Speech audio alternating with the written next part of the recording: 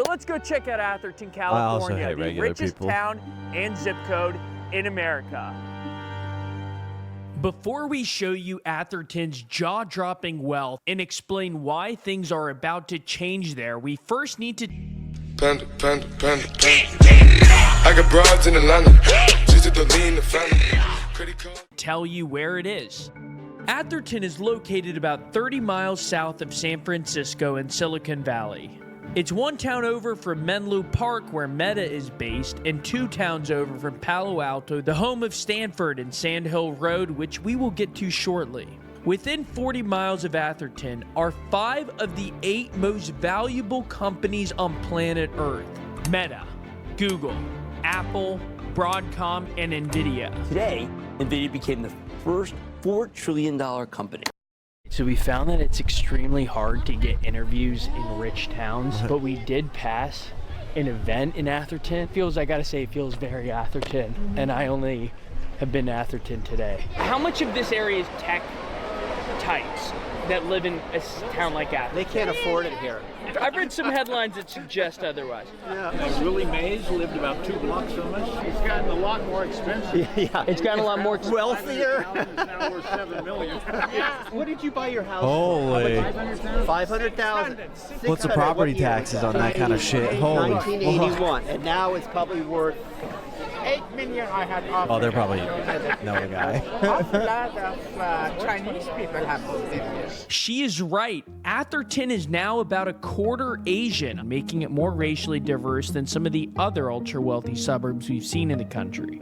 I think you always had to have means to move here. Yes. Always. You've always had it. I mean, you know, whatever, 50 years ago, $500,000 was a lot of money back then. And I remember going to a function at the house, and I'm standing there in this house and looking out the backyard. I could not see the end of the backyard. It was like going, there was a pool, tennis court, bocce court, basketball court. And this guy next to me says, "What are you looking at?" And I said, "This backyard never ends." And he goes, "This is my house. I bought the house behind you and I tore it down." Eric Schmidt did the same thing here. He did 3 lots. We're driving to the home of Eric Schmidt, who is the CEO of Google and a multi-billionaire. And he's one of the more notable. Holy shit, look at how tall those trees are in front of this home. I mean, it seems like a nice town and tasteful homes, nice lots. I don't know about the tasteful homes part. I think the old ones were tasteful. The new white boxes, I don't know. The other ones had character and charm, and they were different from one another. I grew up here, so. Well, there were 15 children and there were 15 bedrooms, so at some point somebody had to share, but not much. Can I ask what your parents did? Oh, my dad was in private business, but my mom had family history. Oh. My mom was the Queen of England. Ah. Nepotism. Nazi gold.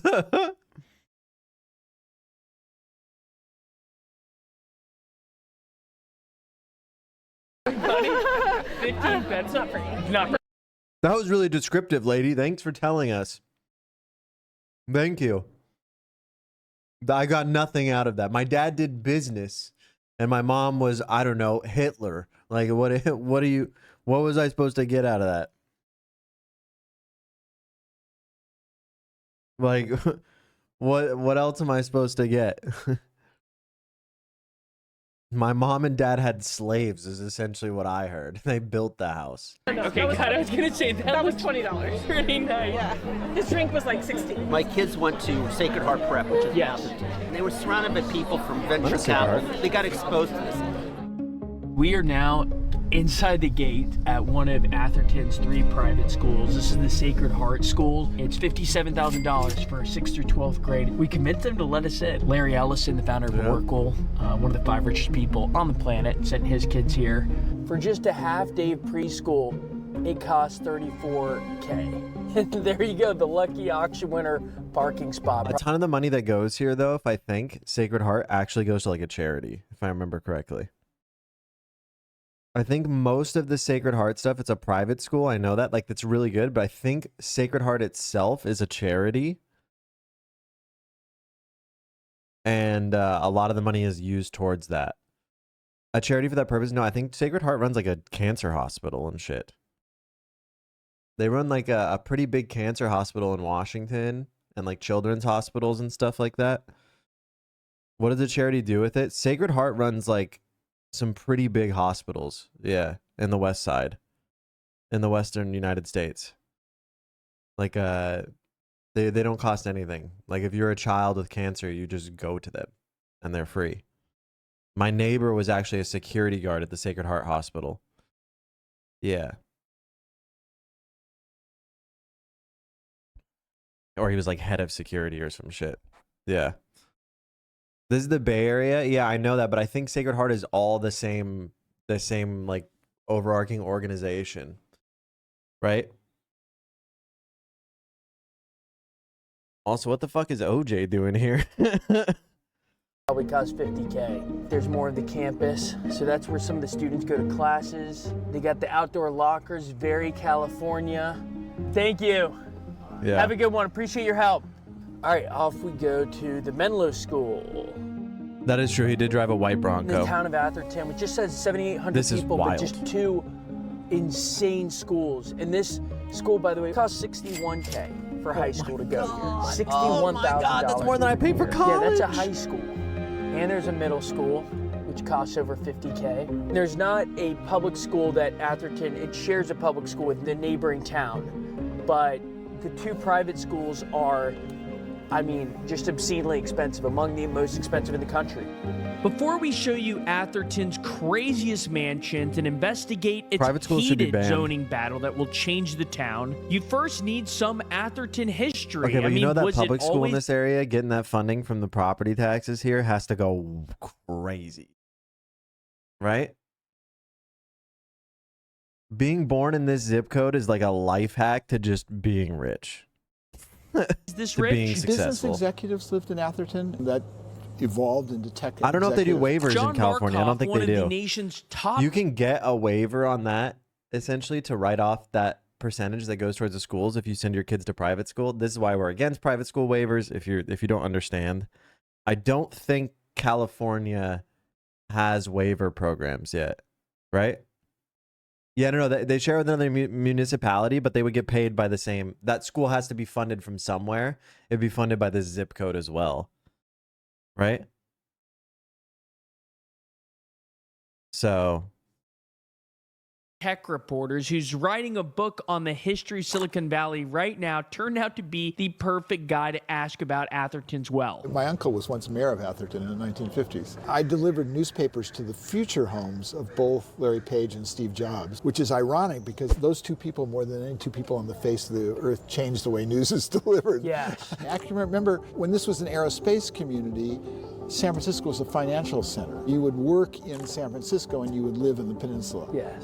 But there was a class of people who, some took the train and some people commuted. Lots of CEOs would live in those communities. It was CEO land. In the 90s and 2000s, the wealth shifted from San Francisco to the valley. That caused Atherton home values to soar all the way up to $8 million on average today.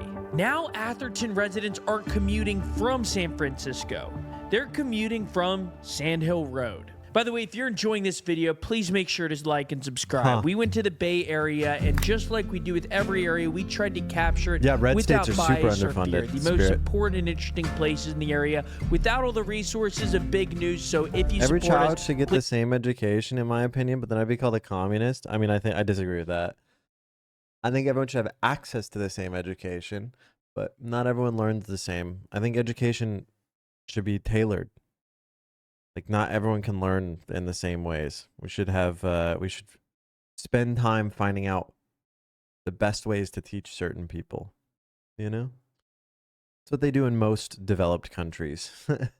Like Norway and shit. Like, the American system is terrible, yeah. Yeah, we should also focus much more on like what you know, basics obviously, but like what you're calling, what you want to do. You'll learn a lot better if you can tie your interest into everything else. I found that college was much easier if I could like tie it to music, you know? please subscribe. I It'll could help think us about it out that way. back to Atherton. When a big idea needs money, Startups Some people go also to just Sand learn in Hill the traditional Road in way really Silicon well. Valley. Just like Wall Street means stock market, Sand Hill Road means venture capital. All right, so right next to Atherton is one of the most Yeah, important I streets, agree, Big no Game. exaggeration, in the country. I think we should be It's called force Sand educating Hill adults. Road. Microsoft, Amazon, Facebook, Twitter, Instagram, I'll help you. OpenAI, all of them got their first checks on this street. It's called the Wall Street of the West. The office space here more expensive than any other street in the country, including Park Avenue, New York. Now, Coastal Ventures is where Sam Altman got a $50 million check for OpenAI. At the time, it was a nonprofit, by the way, but Vinrod Khosla, venture capital legend, gave him that check. And ladies and gentlemen, that is the biggest fund. Sequoia manages about $100 billion, and it's invested in some of the biggest companies in the world today. Sand Hill Road is not in Atherton. Instead, it's in the neighboring Palo Alto. There are 0 commercial buildings in Atherton, not one. They don't allow for any restaurants, no gas stations, nothing, no bars. In fact, a town center like this only has a city hall and a library because the zoning laws don't allow for any commercial zoning. It also doesn't have sidewalks. You know a town is rich when they have these pebbles on the side of the road, though. They're just taunting. Yeah, I think everybody should be forced to go to school every 5 years after their last year of school. I think you graduate high. Listen, I've already talked about this. If I was Supreme Leader, my first policy that I would implement, people always go, you know, my favorite thing that liberals love to say, leftists have no policy. But I've slowly crafted my policies with my Twitch stream. First policy, every 5 years, you're required to go do a school year, 6 months. If you don't go, you go to jail. Pick one. Jail or go and do like a refresher. You take like a technology class. You take a geography, geopolitics class, and you can take, you know, whatever else, any other elective. You just have to go, 4 hours a day, whatever, for six months. Then go back to your job. You get paid to go. If you don't go, jail. Jail. That's it, jail. You go to jail for 6 months. Okay? That's it, jail. It's everybody. It's a third place, every age, right? Every 5 years, you have to do it. Okay? And I forgot what my other policy was, but we had another policy that we came up with on this Twitch stream that I can't remember right now. Oh, I know. Supreme Leader. No one can own more than one house. And if you do, it's taxed at 1,000%.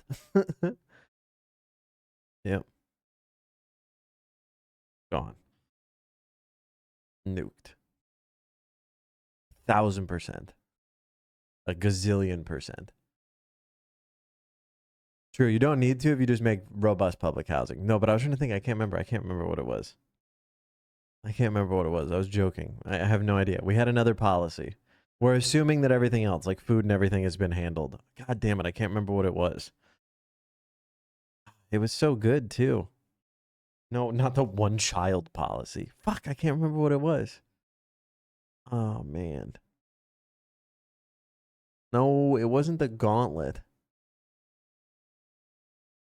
It was not the gauntlet. No, these are Hassan policies.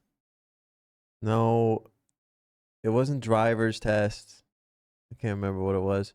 Oh, I remember.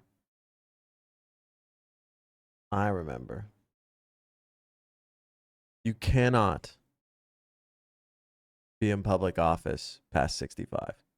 Past 60, really, but that's what it was. Yeah, you cannot. No old people. No old people. No old people. Out. Gone. Right?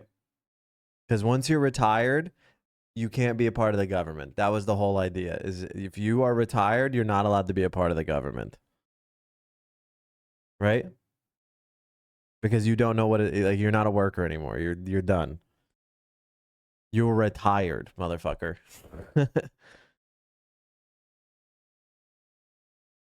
Yeah, we had a few. We've come up with a few.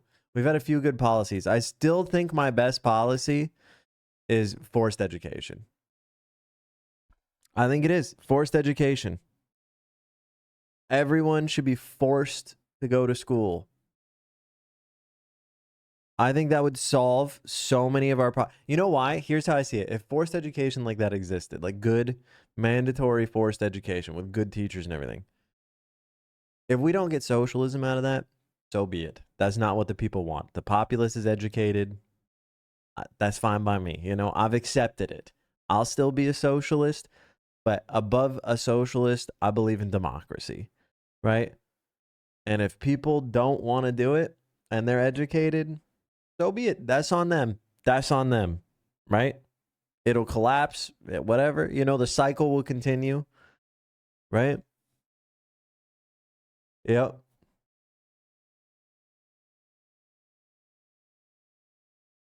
Yep. Oh, I remember actually what my real policy was. Everyone has to do some version of manual labor at some point, if you can, right? If you're able-bodied, everyone has to experience the shittiest job or some aspect. That's what it was. I remember now. I remember that was my actual thing. Is every single person has to experience at some point some version of like service or something like that, or in their company. Like you have to do something to deal with people or manual labor, because we talked about it and it's like too many people have no idea what the people in their business or their what other jobs they do or anything like that, because you just don't, you know? What's the definition of able-bodied? I mean, that's what we would hash out in the fucking courts, bro. I don't know. Whatever I feel like that day, because I'm king. All right?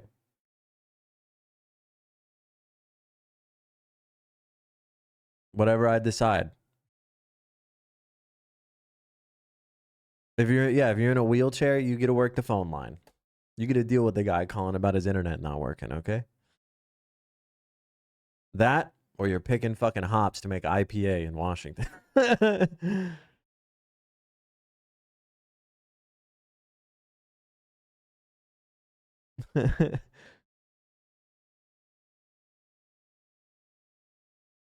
Yeah. Barf, I agree. No, I just think everyone should have to work different positions in their job. I think everyone should see what the shittiest job in your business is, right? Or your company. You know? I don't believe in private business. It'd be a co-op, right? China still has a policy somewhat similar to this, easy modes. Yes.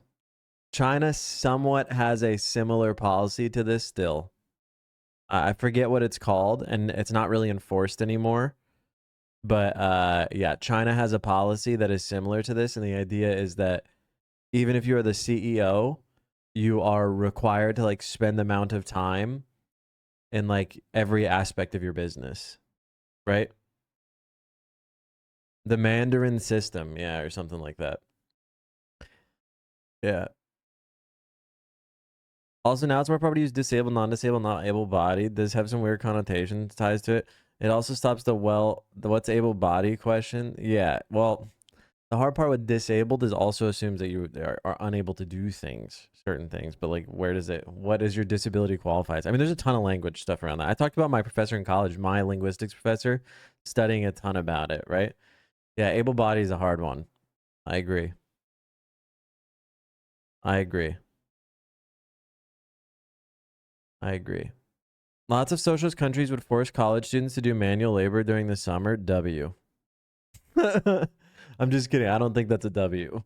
I don't think anybody should be forced to do manual labor. My whole point is that if you want to like do a certain job, you have to experience what it's like to not do that job, you know? Everyone should be able to do whatever they want, obviously. But that should come with the caveats that you should know what makes doing whatever you want possible. Does that make sense? Like your job, whatever it is, should come with the caveat. And if you want to do a shitty job, listen, there's people out there who love shitty jobs. Like janitors should be like the highest paid people, and sanitation workers and doctors, you know, teachers. Everyone else is like, whatever. Sanitation people should probably be like the highest paid people in society. 100%.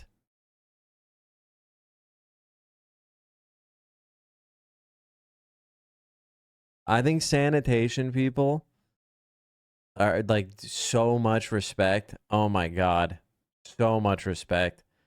The dirtiest jobs that nobody has any desire to do, like one person. Yeah.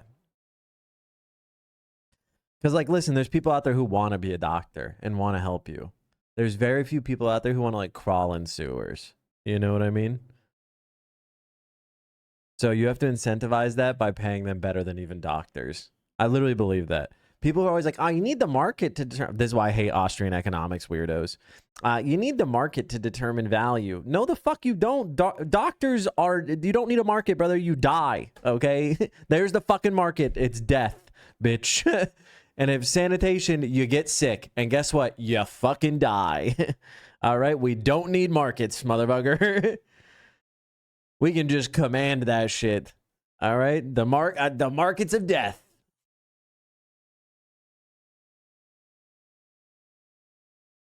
Hot take, eliminate inspectors and have other professionals inspect the job according to local code. I think it's a hard one. I think there should be federal standard for everything. Here's a big take. I think that the state system in America is its biggest fault. The states have way too much power in the United States. Way too much. Like in Australia and even Canada, it's way better, the system, because the provinces and the states don't have as much power. In America, like there's, for example, I have one, police, right? A large problem with policing in America. There is no federal standard. There's no federal regulation. There's a standard, but there's not like enforcement. There is no federal like regulation on police. Every local municipality determines, right, how they function. There's no like, you know, standardized police thing, right? And the same is for education. The people to go, oh, the Department of Education. The Department of Education does not establish like a federal standard. That's not how that works. There's no federal building codes either. Like these don't exist. And that is because they can't encroach on state rights and state provisions. No Child Left Behind was a way to give funding. It did not, it had provisions which you could choose to follow or not, but No Child Left Behind was not an enforced thing. It's like the highway system in America. Or not highway, cigarettes, which pay for highways and stuff. If you don't know, the reason that like smoking was 18 or drinking was 21, that's not like a federal law. That's a state law. And states are incentivized to keep it at that level because they get benefits and kickbacks from the federal government by doing so. Right? And it's the same with like, yeah, with the fucking No Child Left Behind, the school lunch programs. These are not mandated by the government, the federal government. They are incentivized. That's the difference. We need like a federal program, you know? So,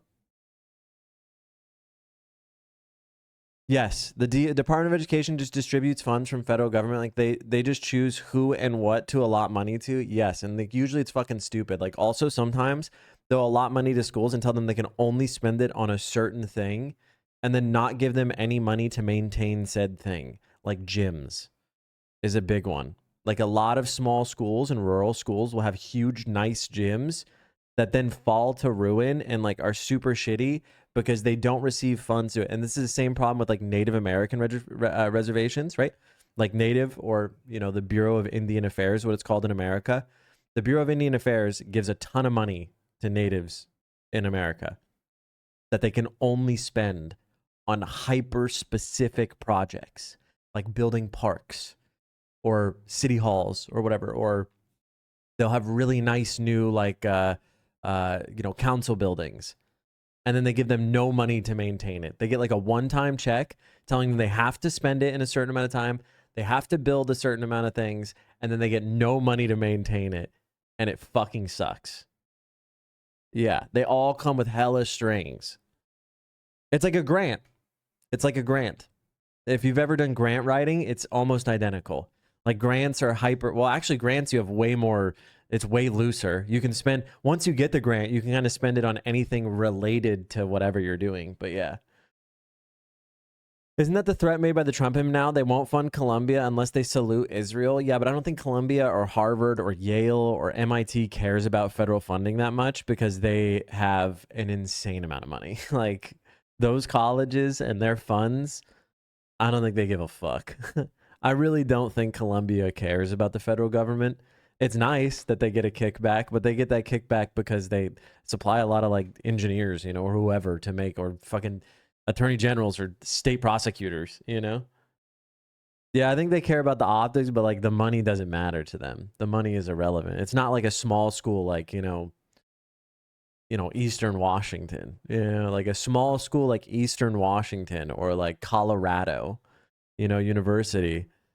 Like those need federal funding. They need state funding too, because those schools, they pay their administration $1 gazillion. So, and they don't have any money to pay their fucking staff, faculty.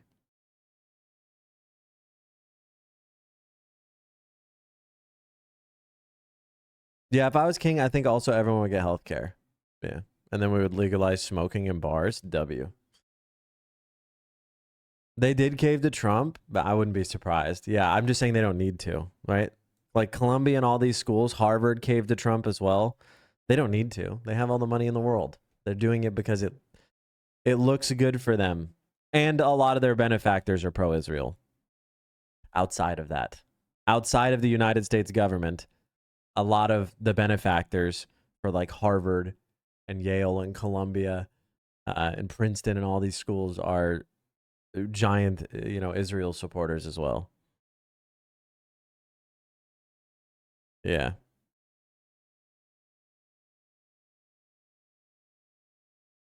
My high school wasted a ton of money on their garbage football team. You know why they do that? Because schools get benefit. Oh man, here's another thing people don't know. Schools, colleges spend a ton of money on sports. Do you know why? They will pay money to get their teams into conferences because if your team wins, your school gets a lot of money. Weird. It's a weird system that your money is tied to your sports team's performance. Yeah, they'll get big money.